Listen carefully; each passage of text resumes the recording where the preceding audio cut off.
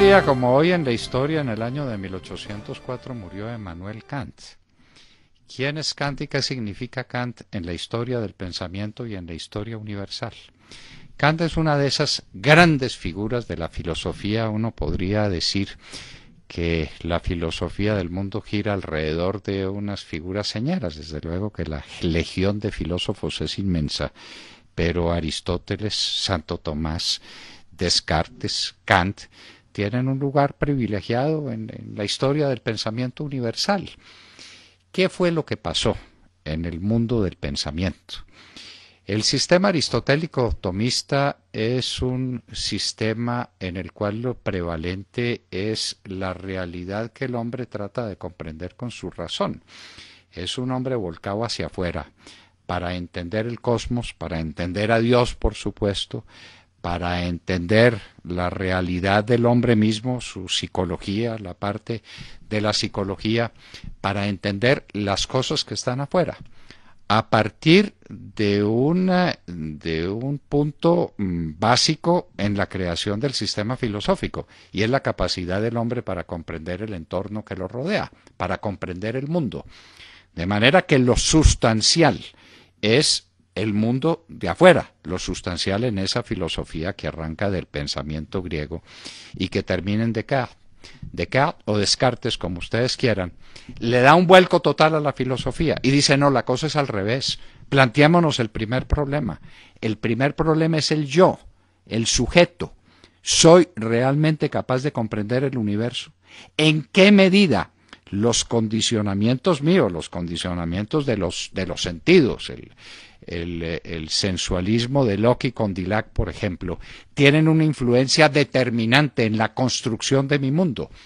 En otras palabras, el mundo es el resultado de lo que yo produzco como realidad. Ese sistema racionalista nace al mismo tiempo cuando nace la gran física, la física newtoniana, que le da un vuelco total a las ciencias. Y empieza una lucha entre la ciencia y la metafísica, la ciencia produciendo unos resultados enormes, visibles, tangibles, se amplía el conocimiento humano, se amplía todo lo que depende de las ciencias, es la gran revolución la gran revolución industrial, por ejemplo, que depende del conocimiento científico. ¿Y qué pasa con la metafísica? Es la gran pregunta que se hace este filósofo Emmanuel Kant, que es el seguidor de todo el sistema, digamos, racionalista y de todo el sistema que invierte las cosas, no para pensar en la realidad externa como lo fundamental, sino para volver sobre el intus, sobre el yo y la capacidad de comprender el mundo, de comprender el universo, de comprender a Dios, de comprender la moral, por ejemplo, que es un tema fundamental dentro de la obra de Kant. ¿Qué es lo que pasa con eso? Pues la metafísica pasa horas muy duras y Kant lo propone y Kant dice, estamos enfrentados a una ciencia cada vez más poderosa y que avanza cada vez más y a una metafísica que no es capaz de responder con la contundencia con que responde la ciencia a las grandes preguntas del hombre. La metafísica sigue siendo un campo de batalla, todo el mundo pelea, todo el mundo discute cómo se prueba la existencia de Dios. Y entonces vienen pues los grandes argumentos de San Anselmo, Santo Tomás, todas las grandes discusiones sobre Dios, y no tenemos una prueba tangible como la ciencia da pruebas tangibles frente al universo. Kant es el gran creador de un sistema a partir de su primera etapa, que es una etapa que los comentaristas de Kant llaman precrítico, donde simplemente acoge la filosofía existente y la expone con una erudición y con una capacidad de enseñanza sencillamente descomunal. Kant se parece también a Aristóteles, que Aristóteles era un gran científico a la par de un enorme filósofo, y Aristóteles estuvo dedicado a las ciencias naturales con una pasión enorme, como pasaba con Kant. Kant era un gran científico y esa etapa precrítica es simplemente una etapa, digamos, de recolección de todo lo que venía y de todo lo que venía en los últimos siglos a partir de Descartes. Pero viene el momento crítico, que es cuando Kant desarrolla su propia filosofía y se plantea su propio sistema. Y dice, bueno, muy bien, vamos hacia el universo, pero el yo, ¿de qué está dotado? ¿Cómo soy capaz de comprenderlo? Y aquí es donde surge en sus obras cumbres la crítica de la razón pura y la crítica de la razón práctica, que son prácticamente la misma obra, pero dividida en dos partes distintas.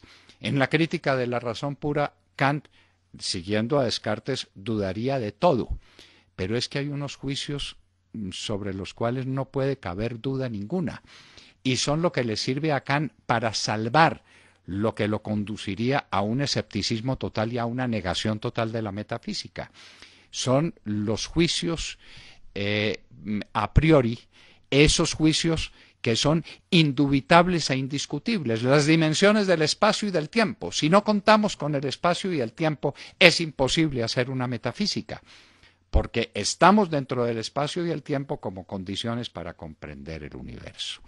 Entonces Kant, a propósito de esos juicios apodícticos que él los llama, que son juicios totalmente a priorísticos y totalmente evidentes, ahí empieza una construcción y la capacidad de elaborar un mundo y la capacidad de comprender a Dios.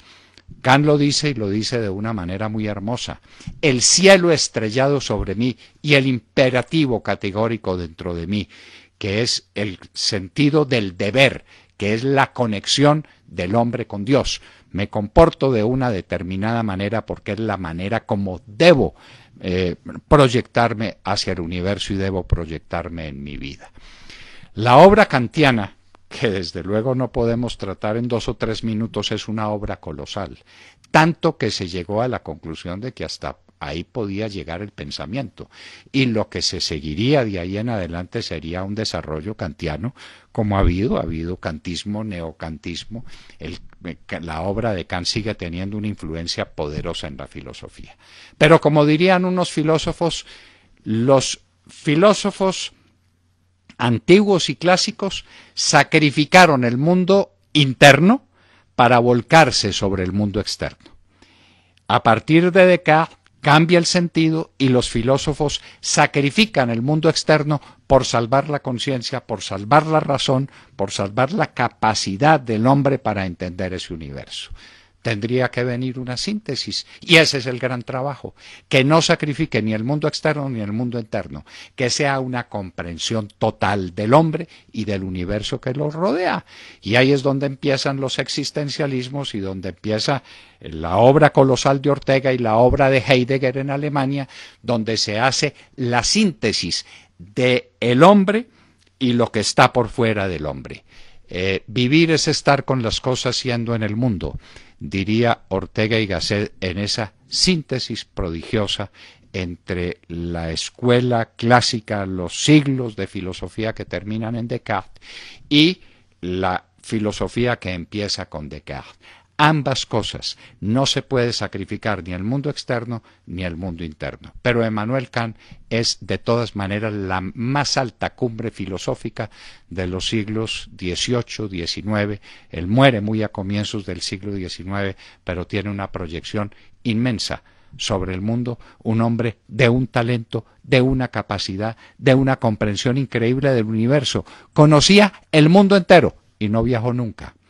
Es uno de los genios más portentosos que produjo la historia, cuya muerte estamos recordando porque se produjo un día como hoy en el año de 1804, la plenitud de la época de la razón desarrollada por el kantismo, que en esa materia nunca fue superado. Emmanuel Kant murió un día como hoy en el año de 1804. Historia en la hora de la verdad en Radio Red a las 9 de la mañana, 6 minutos.